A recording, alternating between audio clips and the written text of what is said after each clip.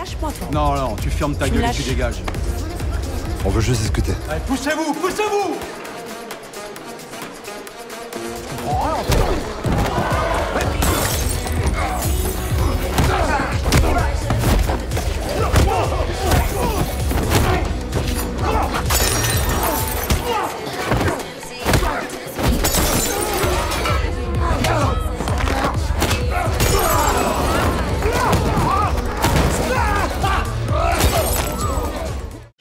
Halo warga nobar yang tak pernah lelah mencari nafkah. Kiapa kabarnya bebuhan pian hari ini? Kembali lagi bersama Mamang Tobi, sang pengangguran profesional yang kali ini akan membawakan film terbaru 2025 dari negeri Prancis. Menceritakan tentang seorang mantan jagoan petarung MMA yang terpaksa turun gunung dan membantai mafia paling berbahaya demi menebus dosa di masa lalu. So, tanpa berlama-lama lagi, siapkan mata, telinga, dan anu-anuan kalian semua. Mari kita nobar dan inilah KO.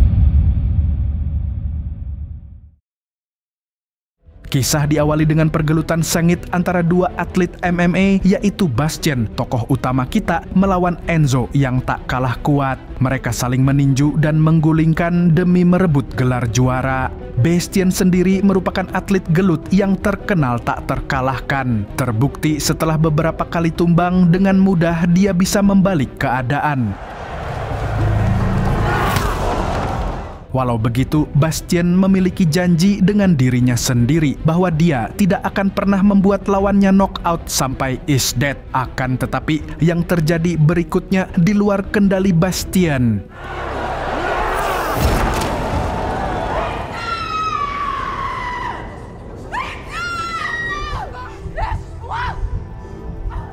Tanpa sengaja Bastien membuat lawannya meregang nyawa, dan itu menjadi sebuah pukulan berat untuk diri Bastien sendiri. Beberapa hari setelah Enzo meninggal, Bastien pun ziarah ke makamnya. Namun tiba-tiba istri dan anaknya Enzo yang bernama Leo datang. Dengan dendam kesumat yang membara, Leo pun menghajar Bastien saat itu juga.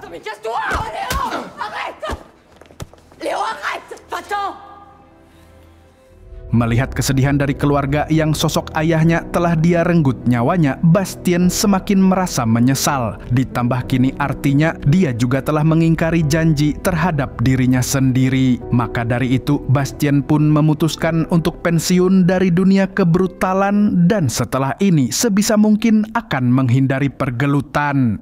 Beberapa waktu setelah itu, kini kita diperlihatkan dengan seorang pria bernama Andalu yang sedang dikejar-kejar oleh gangster bertopeng di sebuah gedung bekas pabrik kerupuk. Andalu pun berusaha lari dari segerombolan gangster itu, namun naas, dia dihadang oleh si botak Paijo yang kemudian menghajarnya.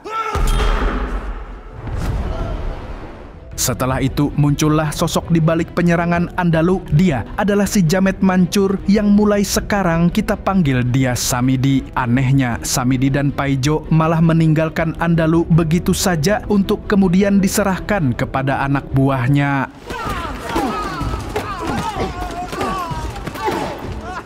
Besok paginya, polisi datang ke lokasi untuk melakukan investigasi. Tim investigasi kali ini dipimpin oleh polwan bernama Kenza Alawi bersama rekan baiknya, yaitu Sarkisian. Setelah menelusuri TKP, Kenza menemukan aliran darah yang masih segar. Kenza lalu menelusuri aliran itu untuk melihat ujungnya. Dan betapa terkejutnya dia ketika menemukan jasad anggota gangster yang habis dibantai dan diikat dengan rantai. Kenza lantas melaporkan penemuan itu ke atasannya. Di sini, Kenza menduga bahwa pelakunya adalah geng mafia kelas kakap bernama Geng Mancur. Dan Mancur kini telah menculik atasan para mayat gangster itu, yakni Andalu. Namun, salah satu rekannya yang bernama Panjul menentang keras dugaan Kenza tersebut. Dia merasa kalau Kenza tidak profesional dengan melibatkan urusan pribadi di pekerjaannya. Apa urusan Kenza dengan geng mafia berbahaya itu? Nanti kita bahas, jangan kemana-mana. Sesaat kemudian, Kenza mendapat telepon dari seseorang yang mengajaknya bertemu di suatu tempat. Setibanya di tempat pertemuan, si penelepon yang ternyata adalah Leo mengatakan kepada Kenza bahwa dia sedang dalam masalah besar. Leo mengaku telah melihat dengan mata kepalanya sendiri bagaimana Andalu dan anak buahnya dihabisi. Leo pun membenarkan bahwa pelakunya tak lain dan tak bukan ialah geng Mancur. Masalahnya, geng Mancur mengetahui kalau Leo berada di TKP dan menjadi saksi hidup kebrutalan mereka. Oleh karena itu, sekarang Leo diincar oleh si gangster psikopat. Tapi ketika Leo yakin Kenza bisa dipercaya, tiba-tiba... Avec moi. Eh, les gars, je suis de la maison. Écoute-moi. Léo.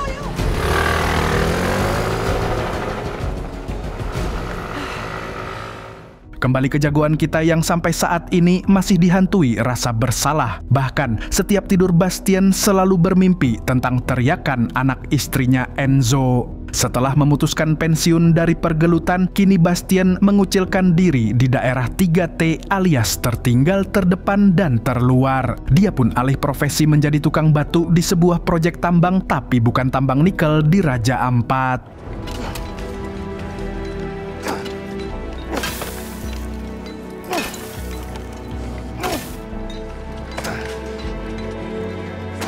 Untuk menuju ke tempat kerjanya saja, Bastien harus melewati Laut Merah naik motor Ducati kesayangannya. Dan begitu pulang kerja, tiba-tiba Bastien disambut oleh seorang wanita di depan rumahnya. Wanita itu adalah Emma, istrinya almarhum Enzo. Dia datang untuk meminta pertolongan kepada Bastien karena anaknya, Leo, hilang entah kemana. Di sini, Emma juga cerita kalau Leo menjadi bandar barang haram setelah tinggal bersama sepupunya yang bernama Hugo. Dan sebelum hilang kabar, Leo sempat mengirimkan pesan suara yang menunjukkan bahwa dia sedang dalam bahaya. Léo, ils sont là. Maman, c'est moi. Je suis dans la merde de fou là, faut vraiment que tu... Tentu saja Emma sangat khawatir. Dia juga sudah lapor polisi, tapi tidak ada perkembangan apapun dari oknum yang malas kerja itu. Makanya Emma mendatangi Bastien sebagai satu-satunya harapan. Awalnya Bastien menolak karena dia sudah tobat membrutal. Namun Emma mengungkit dosa masa lalu Bastien yang telah membunuh suaminya sekaligus ayahnya Leo. Emma juga memberikan gelang rosario supaya Bastien selalu ingat dosa. Tu lui dois. Léo, il était très malade quand il était petit. Elle va te porter bonheur. Mendengar itu, hati mungilnya Bastien pun tersentil. Dia juga berpikiran mungkin ini bisa menjadi salah satu cara untuk menebus dosa. Pada akhirnya, Bastien pun berjanji akan menemukan Leo dan membawanya kembali kepada Emma dalam keadaan selamat. Dan tanpa nunggu besok-besok, Bastien langsung tancap gas.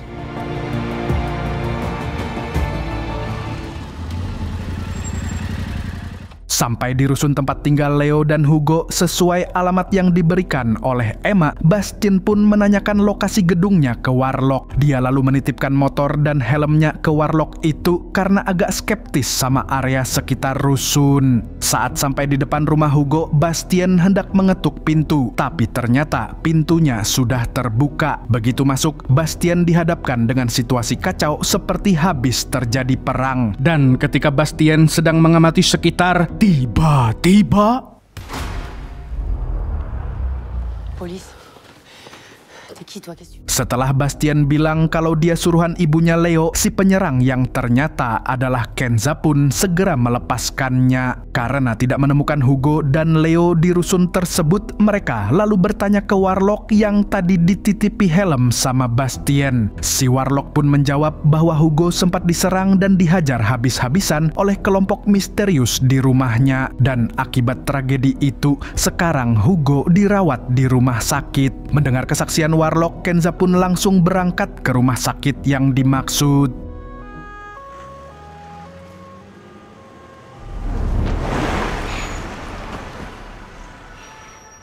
Begitu tiba di rumah sakit, Kenza langsung dihadang oleh Bastien yang ternyata sudah sampai duluan. Dan karena Bastien bukan siapa-siapanya Hugo, ia dilarang menemuinya di ICU, sementara Kenza ia jelas diizinkan karena dia polisi. Maka dari itu Bastien mengajak Kenza untuk bekerja sama, tapi Kenza menolak. Lalu Bastien menjelaskan tujuannya mencari Leo yang akhirnya bisa membuat Kenza luluh. Tranquille. J'ai fait une promesse à sa mère. Je veux lui ramener son fils. J'ai tué son père. J'étais pro en MMA. Sejenak kita beralih ke Samidi yang baru saja tiba di markas gengnya. Dia langsung bertanya ke anak buahnya soal bocil yang sedang mereka cari, siapa lagi kalau bukan si Leo. Dan karena mereka belum berhasil menangkap Leo, maka Samidi memerintahkan seluruh anak buahnya untuk segera mencari dan menghabisi anak itu. Dia takut informasi tentang mereka bocor ke pihak berwajib. Setelah itu Samidi menemui Andalu yang disekap dalam keadaan babak belur dan berdarah-darah. Di sini Samidi mengintimidasi Andalu dan mendesaknya untuk memberitahu lokasi gudang narkoboy milik Andalu. Regarde ta famille. Non, la camionette autonome, hangar 7, conteneur 19. Usai mengurusi Andalu, Samidi lalu memantau anak buahnya yang lagi bagi-bagi poster dengan muka Leo untuk disebarluaskan. Saat itulah tangan kanannya, yaitu si Paijo, menerima laporan bahwa polisi telah bergerak mencari Leo. Mendengar itu, Samidi tentu tak akan tinggal diam.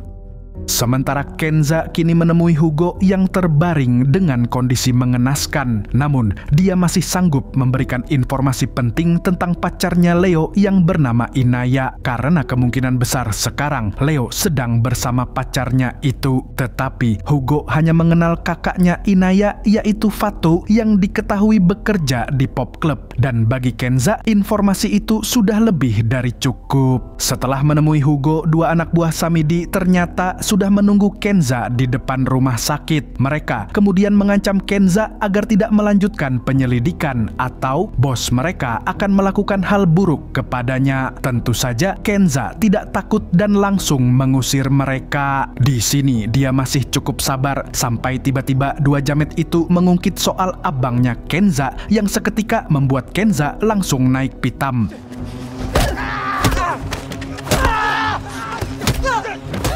Arrête, putain, tu vas les tuer. C'est bon, c'est bon, c'est bon. C'est la police. Akibat lepas kendali, kini Kenza diskorsing oleh atasannya. Hal itu membuat si Panjul merasa puas karena sejak awal entah kenapa dia tidak suka Kenza menyelidiki tentang geng mancur. Sungguh mencurigakan. Sedangkan di sisi lain, Sarkisian mendadak putar arah, tidak mau dilibatkan dalam misinya Kenza. Padahal dia adalah rekan sekaligus sahabat yang selama ini selalu mendukung Kenza. Tapi karena dia ogah dipecat, soalnya nyari loker sekarang susah, alhasil sekarang Kenza harus berusaha sendirian dalam menuntaskan ambisinya, yaitu mencari Leo sekaligus memburu geng mancur. Usai bertemu atasan, Kenza lalu disambut Bastien yang membutuhkan informasi dari Hugo. Dan karena memiliki tujuan yang sama, yaitu mencari Leo, mereka berdua pun akhirnya bekerja sama. Mereka bertekad akan menemukan Leo sebelum geng mancur menghabisi bocah itu. Quelque part vivant en train de se cacher. Dans ce cas, faut qu'on trouve avant eux.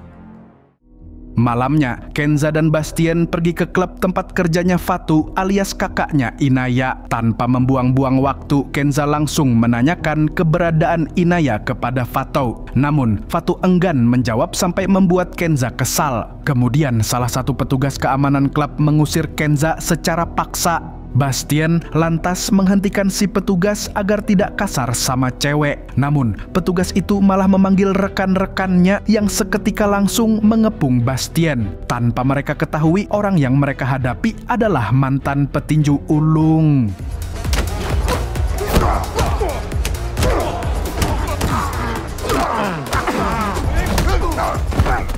Di sini terlihat Bastien yang sudah tobat membrutal tidak mengeluarkan seluruh tenaganya, tapi para petugas teknik itu malah meremehkannya, bahkan meludahi Bastien. Didorong rasa kesal sekaligus rasa bersalah saat melihat gelang Rosario pemberian Emma, jiwa brutal Bastien seketika bangkit kembali. Dia lantas membangkitkan singa dalam dirinya dan mengeluarkan jurus tinju andalannya.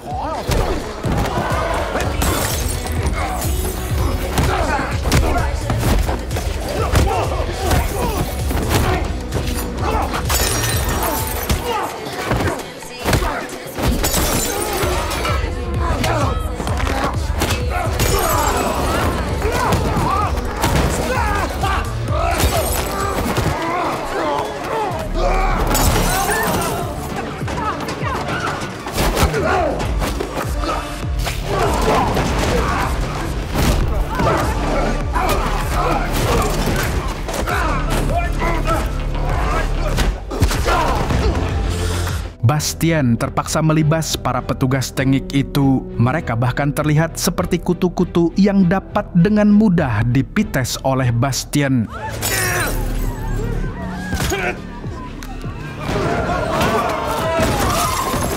Dua kutu terakhir membuat Bastien merasa seperti di ring tinju.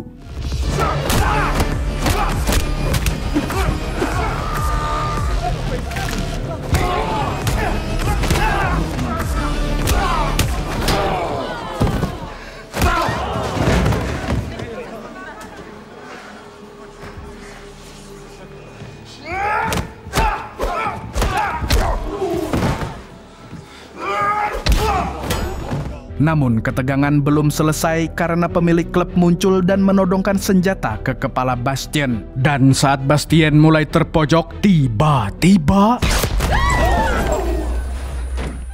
pelakunya adalah Kenza. Setelah itu, Kenza berusaha meyakinkan Fatu bahwa ini semua demi kebaikan adiknya sendiri. Mendengar itu, Fatu pun akhirnya mau memberitahu keberadaan Inaya sekarang. Tapi karena udah malam, Kenza dan Bastien memutuskan untuk istirahat di kos-kosannya Kenza yang dekat pelabuhan. Keduanya pun semakin dekat dan mulai menceritakan kehidupan masing-masing. Di sini, akhirnya Kenza bercerita tentang urusannya dengan geng Mancur, di mana ternyata Kenza dan abangnya pernah dekat dengan Samidi. Lalu saat Samidi memulai bisnis haram, abangnya Kenza melakukan suatu hal fatal yang membuat Samidi kesal. Sampai kemudian Samidi menculik dan membakar hidup-hidup. Parahnya lagi, perbuatan psikopat itu direkam lalu dikirimkan ke Kenza, dan setelah itu geng Mancur menghilang. Walaupun berkali-kali berbuat kriminal, tapi geng itu tak segera ditangkap karena Mancaur bekerja secara apik hingga tak terlihat oleh tim kepolisian. Para polisi bahkan menyangkal kalau geng psikopat itu telah kembali merajalela, sehingga Kenza pun bertekad untuk membuktikannya dengan menangkap mereka. Setelah curhat, Kenza tiba-tiba mendekati Bastien dan mendadak jadi cegil. Lalu kita akan kembali setelah pesan-pesan berikut ini.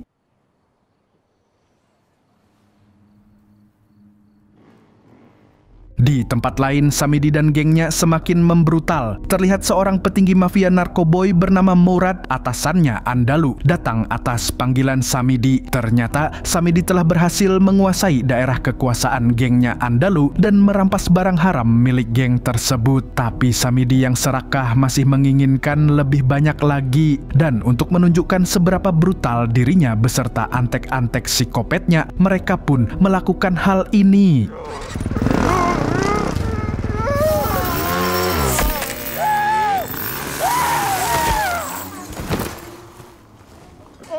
Besoknya, para petugas keamanan tengik yang babak belur setelah digebukin sama Bastien langsung lapor ke polisi. Berbekal rekaman CCTV, sang atasan polisi pun segera memerintahkan bawahannya untuk memanggil Kenza agar menghadapnya. Sementara itu, Kenza dan Bastien akhirnya menemukan keberadaan Leo yang sembunyi di rumah orang tuanya Inaya. Tapi Leo tak menyukai keberadaan Bastien sampai keukyuh menolak untuk ikut dengan Kenza. Setelah dibujuk menggunakan pacarnya yang terlihat ketakutan, Leo pun luluh. Tipikal Gen Z bulol alias bucin tolol.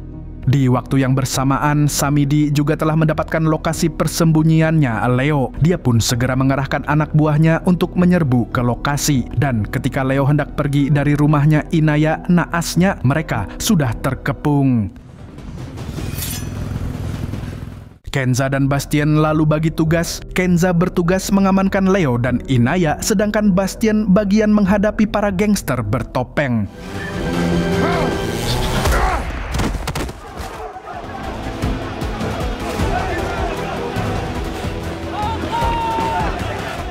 Saat Bastien diserbu dan dikepung dari dua sisi, tiba-tiba pasukan polisi datang untuk mengamankan para gangster itu. Alhasil, Bastien pun selamat dari pengeroyokan gangster sekampung.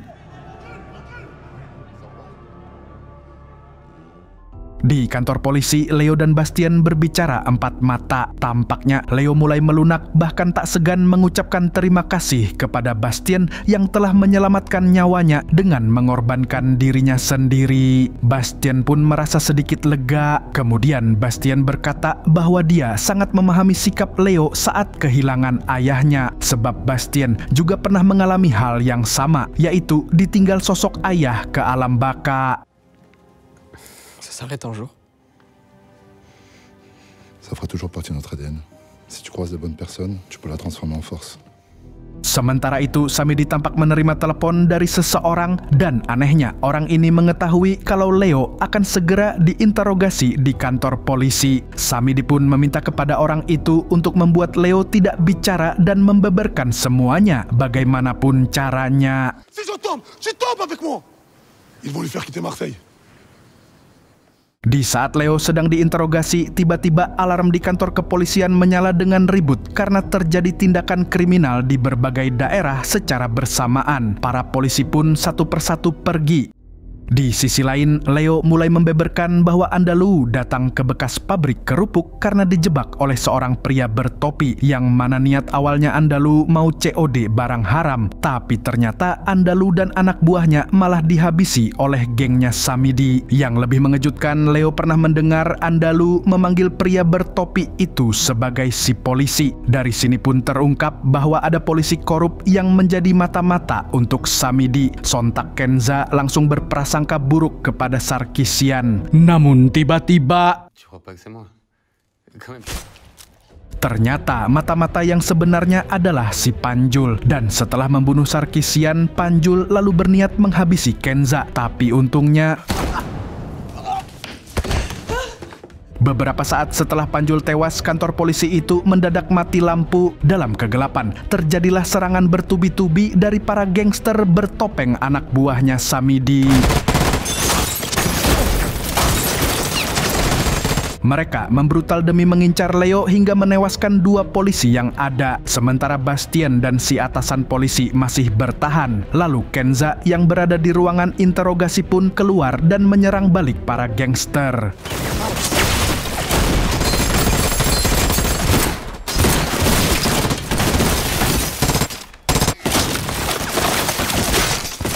Ketika situasi mulai sedikit terkendali, disitulah Bastien dan si atasan polisi berlari ke arah Kenza untuk segera bersembunyi. Namun, Samidi berhasil menerobos masuk lewat jalur lain. Si atasan polisi lalu mengajukan diri untuk menghadapi mereka. Akan tetapi di sini akhirnya Samidi berhadapan langsung dengan Kenza. Dan Samidi yang mengenal Kenza pun malah girang, merasa seperti reunian. Setelah berhasil membuat Samidi lengah, Kenza dan Bastien pun berusaha menyembunyikan Leo dari amukan Samidi. Kemudian, Bastien memberikan rompi anti peluru untuk dipakai Kenza. Hal itu merupakan keputusan yang tepat sebab beberapa saat kemudian melihat Kenza tertembak, Bastien pun langsung membrutal hingga membuat si penembak KO.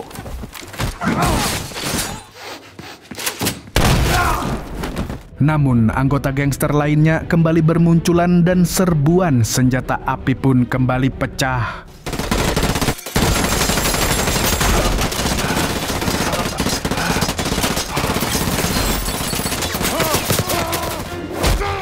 Naasnya, Bastien terluka dan membuat Leo nyaris dihabisi oleh Samidi. Untungnya, Kenza bangkit tepat waktu. Saat Kenza bertarung melawan Samidi, di sisi lain Bastien yang belum menyerah pun mengeluarkan jurus-jurus brutalnya untuk melawan Paijo. Sedangkan Paijo menggunakan senjata andalannya yang berupa keling.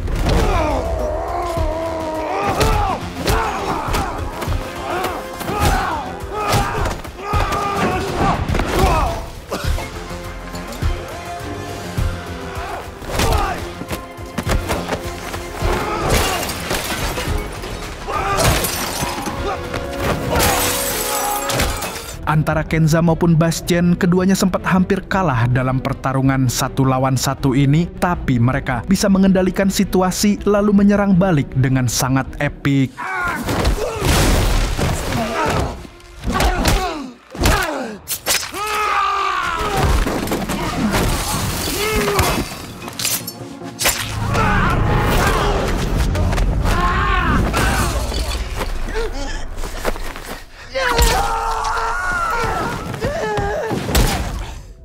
Pada akhirnya Samidi dan Paijo pun berhasil ditumbangkan. Walaupun terluka, Kenza dan Bastien kini selamat. Begitu juga dengan Leo si bocil kematian, biang masalah yang membuat Bastien terpaksa kembali turun gunung.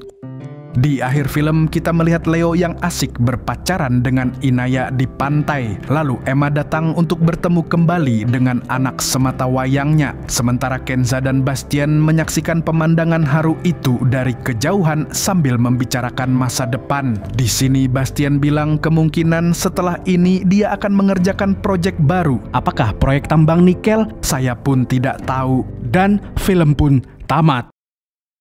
Dari film ini kita belajar kalau kadang yang paling menyakitkan itu bukan ditonjok di ring, tapi ditonjok rasa bersalah di hati. Sakit sekali, everybody. Oke, segitu dulu dari Mamang Tobi, sang pengangguran profesional. Dan sampai jumpa di video-video asyik nan brutal berikutnya. Jangan pernah malu-malu untuk tinggalkan komentar di video-video nobar. Saling sapa lah cuy, tinggalkan like-nya. Share videonya ke dingsanak peninian, paacilan, paadingan, paanuan. Siapa aja lah, Bapak Pandiran kita nah di kolom komentar Jarkohan. Salam interaksi. Nah, kalau begitu burung kuntul pamit undur diri.